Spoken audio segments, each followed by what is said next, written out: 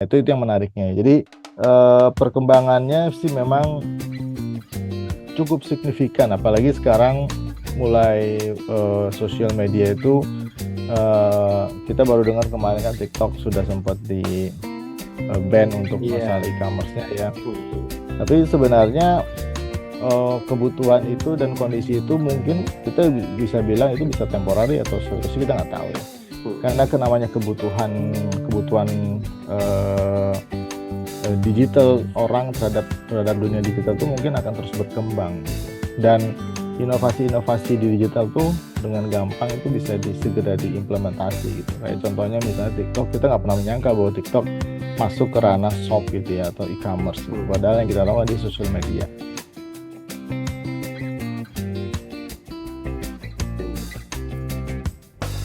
Halo Sobat Mkaryo, jumpa lagi bersama saya di channel Mkaryo Digital, inspirasimu, inspirasi kita. Seperti biasa di sesi ngoprek kali ini ngobrol profesional, santai, dan eksklusif bersama pakar, praktisi, dan ahlinya. Kita kedatangan tamu yang spesial dan kita akan bahas tema yang sangat spesial juga tentunya, yaitu salah satu profesi yang cukup menarik di dunia digital ini, yaitu profesi digital marketing. Seperti biasa, kita akan bedah tuntas langsung dengan pakar dan praktisinya. Langsung saja kita sapa tamu kita, Ca Apong Afriansa. Assalamualaikum, Ca Apong. Waalaikumsalam warahmatullahi Ya, apa wabarakatuh. kabar, Ca? Sehat selalu, Ca? Alhamdulillah sehat-sehat. Baik, Mas. Alhamdulillah, ya. Ca Apong ini, Ya, beliau adalah CEO dari Farabi Asia, ya, sebuah perusahaan yang bergerak di bidang brand, digital, and marketing agency ya, Ca ya. ya, ya Nah, betul. dan Ca Apong ini juga sudah cukup lama menjadi praktisi digital marketing tentunya, dan yang tentunya tidak kalah menarik seperti biasa, tamu MKRU itu selalu yang kami undang adalah pakar dan praktisi yang selama ini menjalankan passionnya sebagai profesi. Jadi, monggo Cak Apong, nanti kita Ya, diskusi banyak. Kami Sobat-Sobat MKRU ingin banyak belajar dari Anda mengenai digital marketing ya. Digital marketing itu ya, seperti ya, apa ya. sebenarnya, kemudian mungkin step by step-nya, tips dan triknya bagaimana bisa sukses menjadi seorang digital marketing yang profesional ya Cak ya. Nah, Ya, untuk mengawali Cak, seperti biasa mungkin boleh diceritakan bagaimana sih perjalanannya kok bisa sampai memilih profesi digital marketing ya? Karena kalau saya lihat profilnya kan di awal-awal sebenarnya background-nya bukan digital marketing ya, Cak. Oh, ya Cak, betul. silakan diceritakan. Ya, terima kasih. Terima kasih Mas Fajar, Sobat M Karyo. Assalamualaikum warahmatullahi wabarakatuh. Selamat malam. Ya, jadi terima kasih sudah diberi kesempatan untuk bisa hadir di channelnya Inspirasi M Karyo ya. Ya, Jadi betul digital. saya sama Mas Fajar ini sebenarnya satu alma mater ya. Jadi eh, awalnya memang yang namanya digital atau internet kan, kalau kita bisa bilang di Indonesia ini boomingnya memang sempat booming di awal-awal tahun 98 ya. .com itu waktu itu bangkit kemudian berjatuhan. Nggak lama karena memang terlalu cepat itu .com. Baru kemudian internet sudah mulai dikenal di 2001, 2002, itu juga masih baru, banyaknya portal news. Dan kalau kita bicara akselerasi internet ini baru mulai kerasa ketika sudah masuk sosial media ya, terutama dimulai dengan Facebook. Dulu sebelum Facebook ada salah satu sosial media juga, cuma nggak terlalu populer. Tapi setelah Facebook akhirnya merubah apa merubah tatanan digital yang ada terutama di dunia maupun di Indonesia gitu ya. Jadi sebenarnya di awal karir saya ya kita memulainya dari ya biasalah ya. Kita mulai dari bekerja juga gitu. Jadi kita employee di salah satu perusahaan multinational company, dan lumayan lama saya sebagai profesional. Tapi yang menarik adalah sejak awal, walaupun saya jurusannya waktu itu di elektro gitu ya, Ya, dari salah satu kampus di Surabaya. Kemudian eh, masuk ke profesional bekerja sebagai seorang marketing gitu. Jadi memang kalau bicara passion saat itu passion yang ada adalah ya mungkin saya lebih suka waktu itu berhubungan dengan people ya instead of Hmm. dengan mesin ataupun dengan barang gitu ya. Karena memang waktu saya masih di kampus pun sempat bekerja Hmm. dan setelah saya coba-coba ternyata yang lebih nyaman tuh adalah bekerja di bidang marketing maupun sales waktu itu. Makanya ketika saya sudah lulus, kemudian masuk ke salah satu perusahaan multinasional itu, saya lebih prefer memilih marketing dibanding engineer-nya. Walaupun Hmm. profesi kita kan engineer sebenarnya. Iya, ya. Nah, ya sudah setelah awal karir saya masuk di marketing, tapi waktu itu kan masih marketing konvensional ya. Hmm. Kita baru mengenal digital itu tahun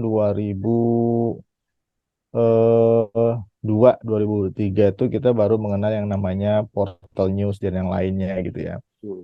Tapi ya waktu itu masih kalah lah dibanding dengan. Jadi waktu itu digital masih pelengkap aja.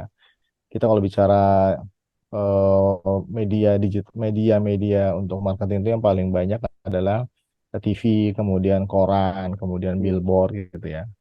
Nah, seiring sejalan akhirnya kan terus bergeser.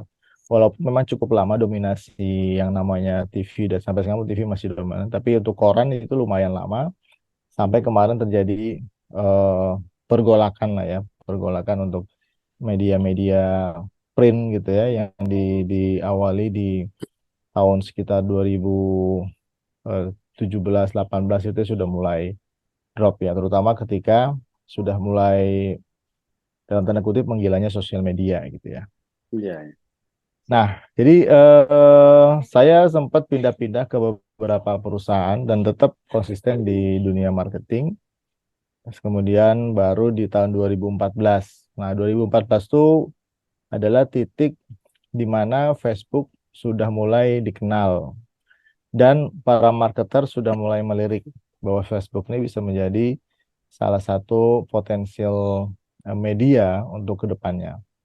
Tapi memang di 2014 sampai dengan 2016 itu kita masih masih in between lah antara menggunakan konvensional koran ataupun juga kita menggunakan portal news dan media sosial. Karena media sosial waktu itu masih belum eh, banyak iklan, belum bisa beriklan ya waktu itu si Hmm. Facebook. Nah, barulah setelah perkembangan startup di Amerika, keluarlah Instagram dan yang lainnya gitu ya, Twitter dan seterusnya. Akhirnya mulailah di sini rame sosial media gitu. Dan waktu di 2014 kita ada perusahaan untuk digital juga. Ya, kita memang startingnya sejak awal itu adalah masuk ke digital karena saya melihat bahwa digital itu adalah sesuatu yang pasti akan berkembang ke depannya gitu dan rasanya kalau untuk bicara media pasti nanti akan larinya ke media digital semua gitu. Itu Hmm. tuh waktu awal-awal kenapa kita pengen membuka digital agency gitu ya. Walaupun waktu itu digital agency sangat terbatas, masih sangat sedikit. Iya, Orang iya. masih belum berani lah mengklaim bahwa ini gua ada digital agency ya, masih masih bahkan untuk yang perusahaan-perusahaan agensi besar mereka rata-rata masih belum berani punya divisi sendiri untuk digital gitu ya. Hmm.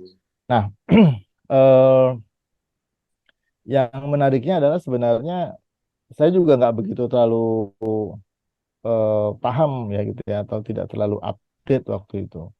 Jadi event Facebook pun waktu itu saya baru aja daftar, tapi Hmm. setelah itu udah nggak pernah pakai-pakai lagi gitu. Kita nggak tahu nih apa sih barang apa nih Facebook dan yang lainnya. Tapi pada saat kita memutuskan untuk mengambil eh, bidang digital ya dan digital Hmm. agency, akhirnya kan mau nggak mau kita belajar.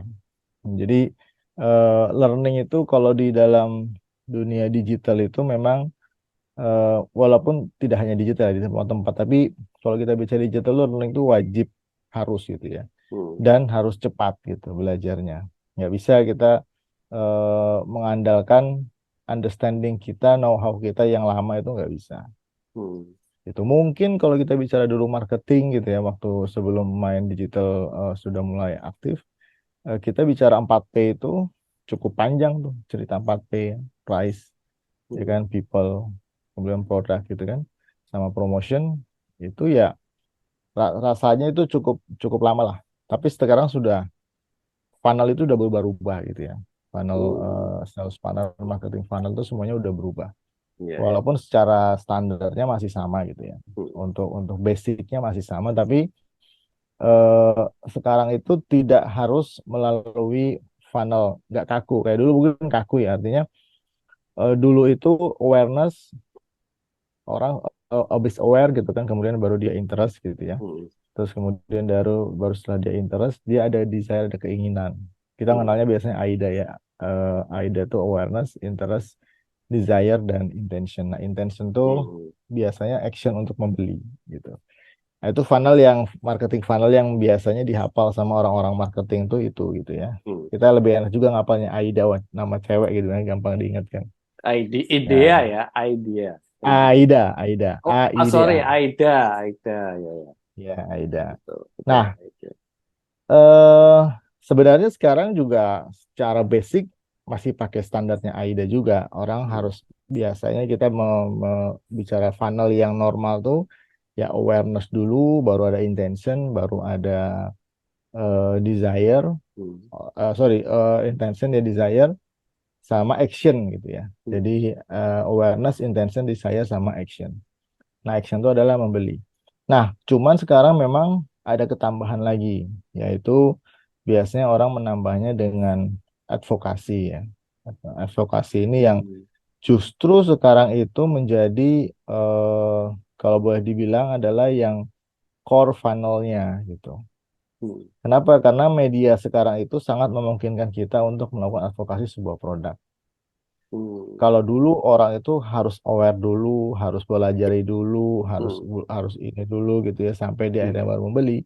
Sekarang kadang-kadang dengan advokasi ini tanpa harus kita aware, kita mungkin bisa langsung desire, bisa langsung Hmm. action ketika teman kita yang beli gitu. Misalnya Mas Fajar nih, ada satu produk, saya lagi butuh produk tersebut, Mas Fajar cerita, ini ada satu brand baru nih, bagus Hmm. barangnya begini, begini, begini. Berarti kan saat itu sebenarnya saya nggak terlalu aware ya, saya belum aware Hmm. gitu kan.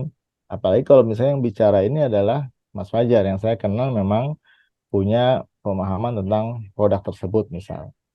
Nah, makanya sekarang yang namanya advokasi ini kan berkembang pakai influencer, pakai Hmm. KOL dan yang lainnya. Karena Hmm. misalnya saya percaya pada satu follower, apa sorry, satu influencer ya KOL Hmm. Hmm. yang mereka memang cukup kredibel dalam menyampaikan tentang produk, sesuatu produk gitu ya. Hmm. Even saya tidak aware tentang produk tersebut, tapi once saya tahu si influencer ini menceritakan tentang produk tersebut dan sangat menarik, mungkin saya langsung bisa action gitu ya, langsung bisa membeli tanpa Hmm. saya harus awareness dulu, saya Hmm. pelajari dulu. Ya, memang tidak semua produk. Ada yang produk yang dia butuh proses yang tadi lengkap, tapi Hmm. kebanyakan produk-produk yang retail biasanya langsung jump in. Jadi bisa aja orang dari advokasi itu bisa langsung lari ke intention, bisa langsung lari ke desire, atau bahkan bisa langsung ke action tanpa dia mengenal, tanpa dia sebelumnya tahu tentang produk tersebut.